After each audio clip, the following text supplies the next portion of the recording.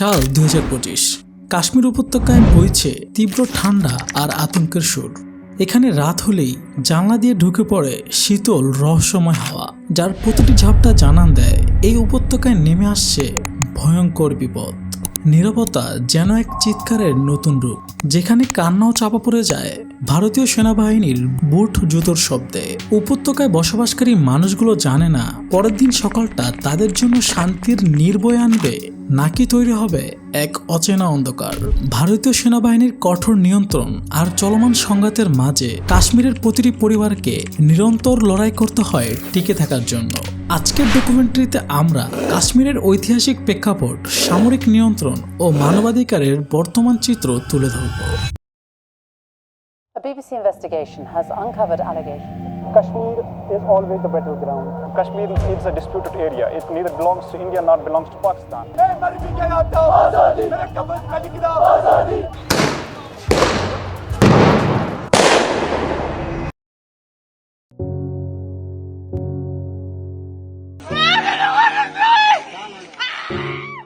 কাশ্মীরের এই সংঘাতের সূত্রপাত হয় 1947 সালে, যখন ব্রিটিশ ভারত বিভক্ত হয়ে জন্ম নেয় দুটি স্বাধীন রাষ্ট্র, যার একটি ভারত আর অন্যটি হলো পাকিস্তান। ব্রিটিশ শাসনামলে ভারত ভূখণ্ডে ছিল 500টির বেশি ছোট ছোট দেশীয় রাজ্য, যেগুলো নিজস্ব রাজা বা শাসক দ্বারা পরিচালিত হতো। কিন্তু ব্রিটিশ শাসনের অবসান ঘটলে এই রাজ্যগুলোকে ভারত বা পাকিস্তানের মধ্যে যে কোনো একটি দেশকে বেছে নিতে হয়েছিল।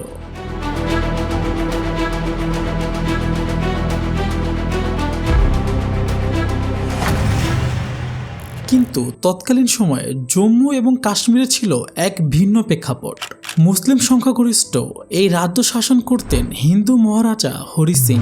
তিনি প্রথমে চেয়েছিলেন জম্মু ও কাশ্মীরকে স্বাধীন বা নিরপেক্ষ রাখতে, অর্থাৎ ভারত বা পাকিস্তান কোনো দেশেরই অংশ না হয়ে একটি স্বাধীন রাষ্ট্র প্রতিষ্ঠা করতে। কিন্তু পরিস্থিতি তার এই ইচ্ছাকে বাস্তবায়ন করতে দেয়নি।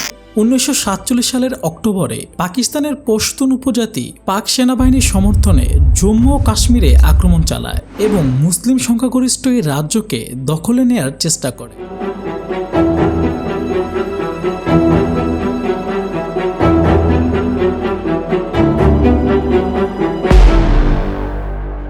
পাকিস্তানি উপজাতিদের আক্রমণ থেকে বাঁচতে রাজা হরি সিং ভারতের সঙ্গে একটি চুক্তি স্বাক্ষর করেন, যা কাশ্মীরকে ভারতের অংশ করে দেয়।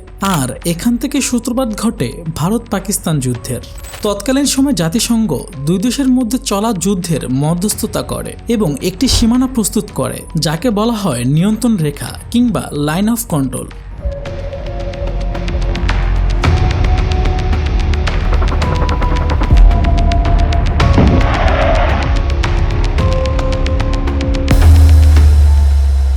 এই নিয়ন্ত্রণ রেখার এক অংশে জম্মু কাশ্মীর ভারতের নিয়ন্ত্রণে এবং অপর প্রান্তে আজাদ কাশ্মীরকে দেয়া হয় পাক বাহিনীর জিম্মায়, যার ফলে উভয় দেশের সেনাবাহিনী তাদের নিয়ন্ত্রণ রেখা নিরাপদ রাখার জন্য সর্বোচ্চ সামরিক শক্তি মোতায়েন করেছে।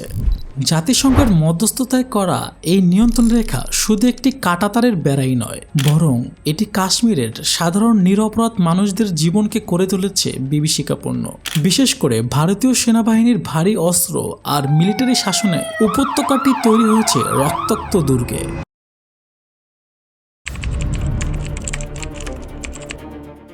ভারত সরকার প্রথম থেকেই দাবি করে আসছে তাদের সেনাবাহিনী কাশ্মীরের শান্তি ও স্থিতিশীলতা বজায় রাখতে সংযমের ভিত্তিতে দায়িত্ব পালন করছে।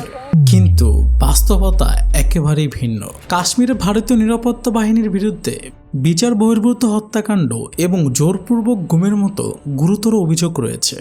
আন্তর্জাতিক মানবাধিকার সংস্থা হিউম্যান রাইট ওয়াচ এবং অ্যামনেস্টি ইন্টারন্যাশনালের অনেক গবেষণায় দেখা যায় কাশ্মীরের প্রতিনিয়ত এনকাউন্টার বা ক্রসফায়ারের নামে নিরীহ বেসামরিক নাগরিকদের হত্যা করা হচ্ছে। हम आज़ादी सिर्फ बंदूक की नोक पे ही ले सकते हैं। कश्मीर की जो सिचुएशन वो पाकिस्तान की वजह से है। On news of their deaths. 20 सालों में 70,000 लोग मरे हैं। मैं 62 साल का बूढ़ा हूँ, पिछले 10 दिन से बात नहीं हुई। 2019 সালে কাশ্মীরের জনগণের বিশেষ মর্যাদা আইন আর্টিকেল 370 বাতিল করা হয়, যার ফলে উপত্যকা জুড়ে বিক্ষোভ আর প্রতিবাদ আরও তীব্র হয়ে ওঠে। উপত্যকার মানুষজন তাদের অধিকার রক্ষায় রাস্তায় নেমে আসে।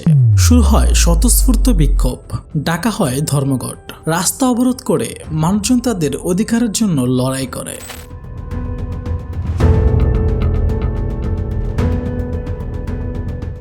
তৎকালীন সময়ে ভারতীয় নিরাপত্তা বাহিনী পরিস্থিতি সামাল দিতে সাধারণ মানুষদের লক্ষ্য করে ছোড়া হয় প্লেট গান, ব্যবহার করা হয় জল কামান, টিয়ার গ্যাস, এমনকি সামরিক ড্রোন থেকে ফেলা হয় স্মোক গ্রেনেড।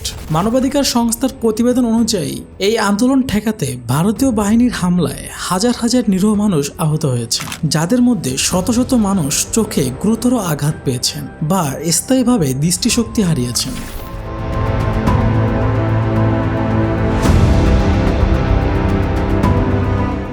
হিউম্যান রাইটস ওয়াচের মতো আন্তর্জাতিক সংস্থাগুলো বারবার জানিয়েছে ভারত জম্মু কাশ্মীর এবং উত্তর পূর্বে আর্মড ফোর্স স্পেশাল পাওয়ার অ্যাক্ট নামক একটি বিতর্কিত আইন প্রয়োগ করেছে, যার ফলে ভারতীয় সেনাবাহিনী বিনা ওয়ারেন্টে গ্রেফতার, জঙ্গি সন্দেহে তদন্ত ছাড়াই এনকাউন্টারে গুলি চালানো কিংবা অনুমতি ছাড়াই সাধারণ মানুষের বাড়িঘর তল্লাশি সহ অসীম ক্ষমতা প্রদান করে।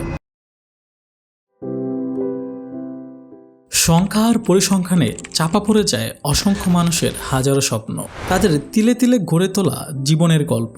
কাশ্মীরে প্রতিটি পরিবারই যেন এক ভাঙ্গা বাড়ির মতো, যেখানে স্বপ্নের দেয়ালগুলো বারবার গুড়িয়ে যায় সংঘাতের আঘাতে।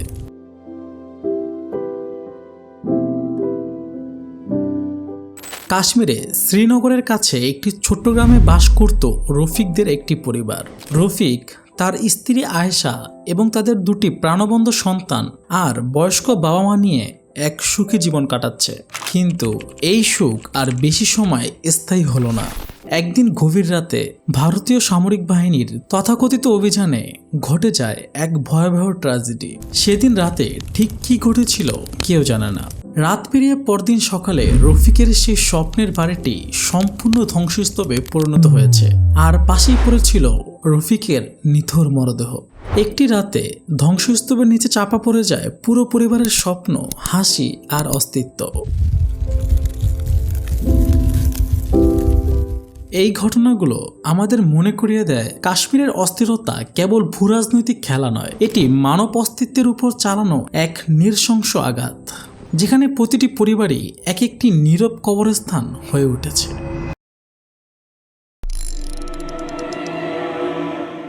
আইনগতভাবে আর্মড ফোর্স স্পেশাল পাওয়ার অ্যাক্ট, এই আইন সেনাবাহিনীকে অতিরিক্ত ক্ষমতা প্রদান করে, যা প্রায়শই ভারতীয় নিরাপত্তা বাহিনী ক্ষমতার অপব্যবহারের জন্য সমালোচিত হয়।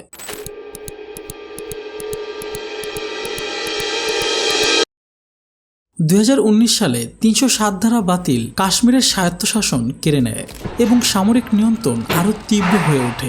জাতিসংঘ এই বিষয়ে উদ্বেগ ও তদন্তের আহ্বান জানালেও ভারত এটিকে নিরাপত্তা পদক্ষেপ হিসাবে সমর্থন করে।